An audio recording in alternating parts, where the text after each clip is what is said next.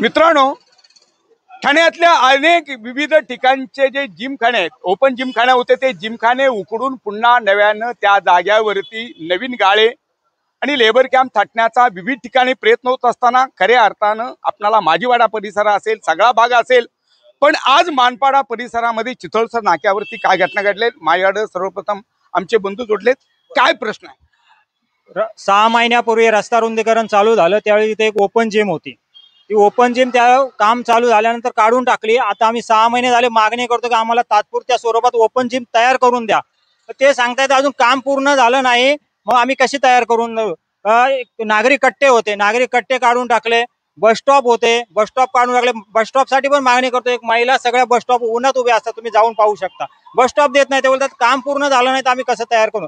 मग काम पूर्ण झालं नाही तर तुम्हाला हे गाळे बनवायला काम पूर्ण झाले का? ते पुणेकर साहेब, बस स्टॉप आहेत तो लहान निरागस निष्पाप लहान मुलांसाठी, शाळेतील मुलांसाठी ठेवलेला आहे, ज्येष्ठ नागरिकांसाठी ठेवलेला आहे.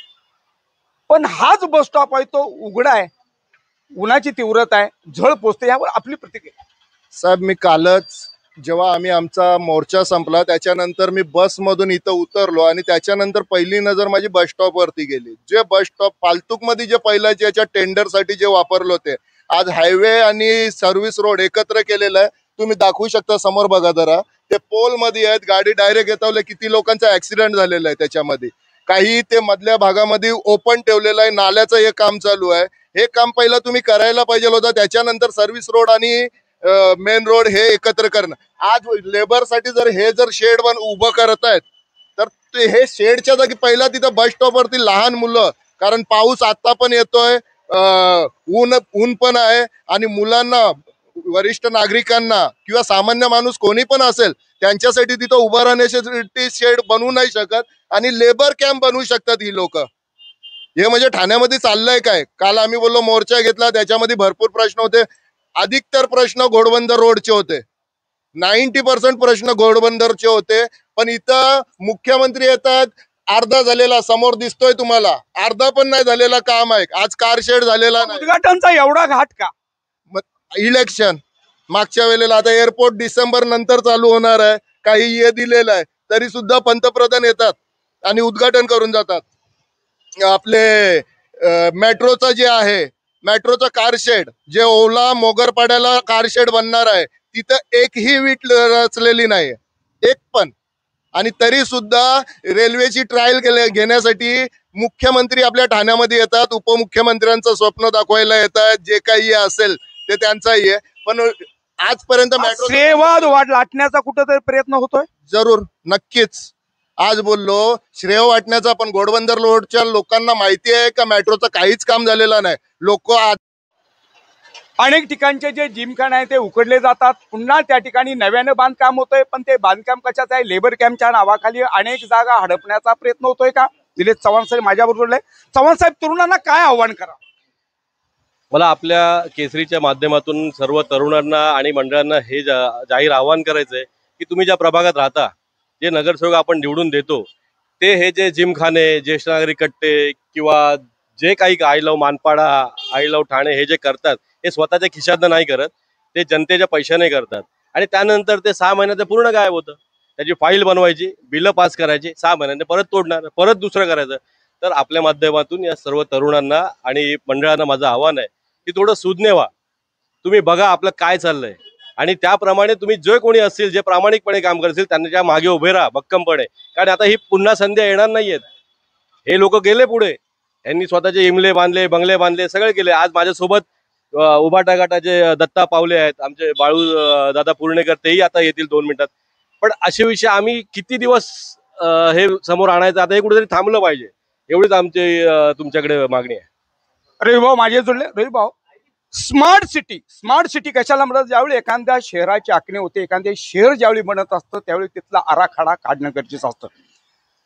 ठाणे शहर ताळ्यांचं शहर, ठाणे शहर संस्कृतीचं शहर बोललं जातं. पण त्या ठाणे शहरामध्ये एका पाण्याच्या घोटासाठी वनवंती भटकंती करणारे ठाणेकर, मग ह्याला स्मार्ट सिटी म्हणलं जातं? साहेब, तुम्ही बरोबर बोललात की पूर्वी हे तलावांचं शहर होतं, पण आता हे तलावांचं शहर नाही. तलावांचं शहर असतं तर आज हाच पट्टा आहे की इथे लोकांना पाणी प्यायला पाणी नाहीये. इकडचेच लोक पाण्यासाठी वणवण फिरतायत. पाणी आहे ते पाणी टँकर माफियांना मिळतं आणि तेच पाणी जे लोक पाण्याचं बिल भरतायत, सोसायटीचे सगळं टॅक्स भरतात, नगरपालिकेचे सगळे टॅक्स भरतात, त्यांना पाणी मिळत नाहीत. पण टँकर माफियाच्या माध्यमातून जो 1400चा टँकर आहे तो 3000, 2500, 3500 ने हे बिचारे लोक घेतात. लाख लाख 13 लाख 40 लाख बिल आहेत इथल्या लोकांची.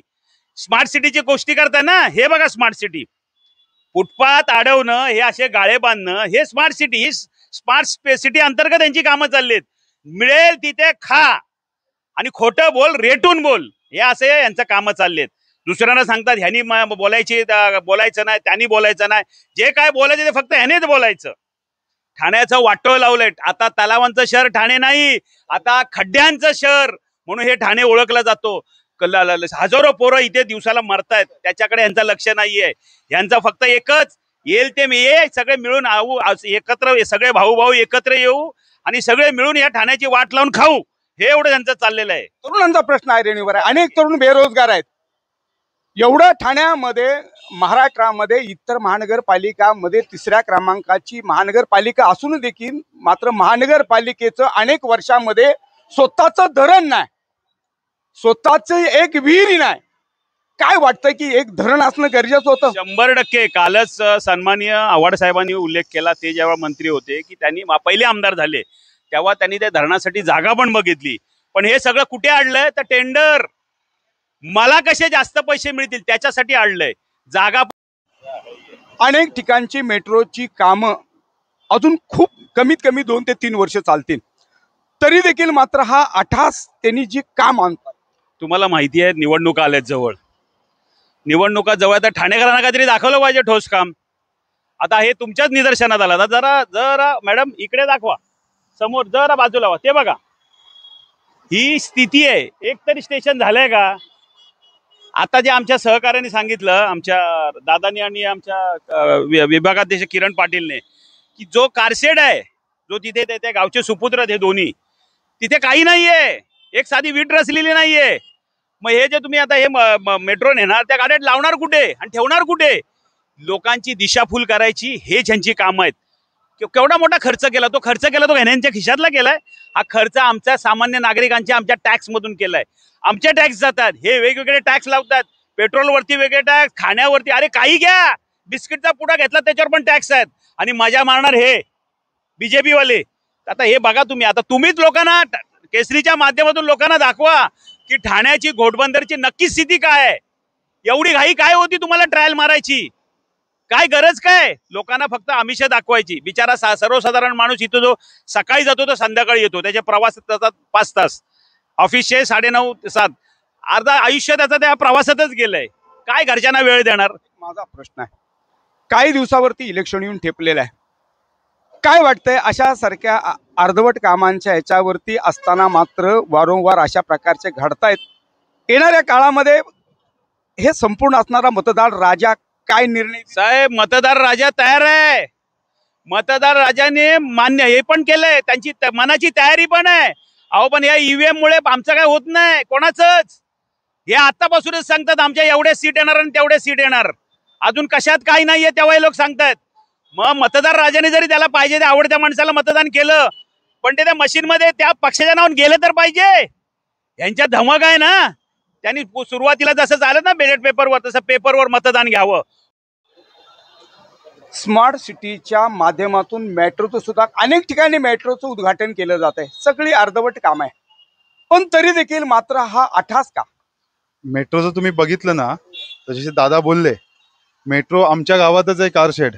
आज तिथल्या भूमिपुत्रांना किंवा तिथल्या स्थानिकांना 1 रुपयाचं काय अजून मोबदला दिलेला नाही.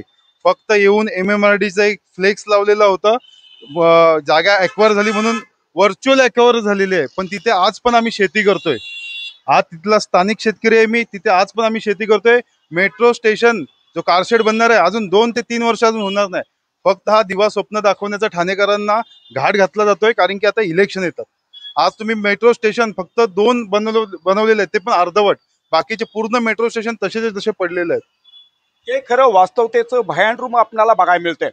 ठाणे शहर स्मार्ट शहर बनवण्याचा अट्टाहास घालणाऱ्या राजकारण्यानो, ठाणे शहर तळ्यांचं शहर असताना सुद्धा ठाणे शहरामध्ये अजूनही आपल्याला महानगरपालिकेची स्थापना करून अनेक वर्षाचा कालखंड लोटला असताना मात्र अजूनही ठाण्यातल्या लोकांना पाण्यासाठी वणवणती आणि भटकंती करावी लागते।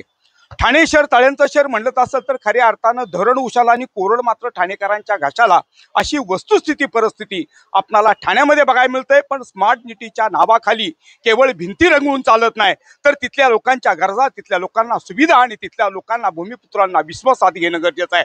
पण कुठलंही काम अर्धवट सोडून फक्त भूमिपूजनचा अट्टहास मांडणाऱ्या ह्या सरकारला नक्की दाखवायचं आहे काय, हा माझा प्रश्न उभा राहतो। कॅमेरामॅन सेमी कागंद्रे समी, रिपोर्टर सागर पाटील, ठाणे।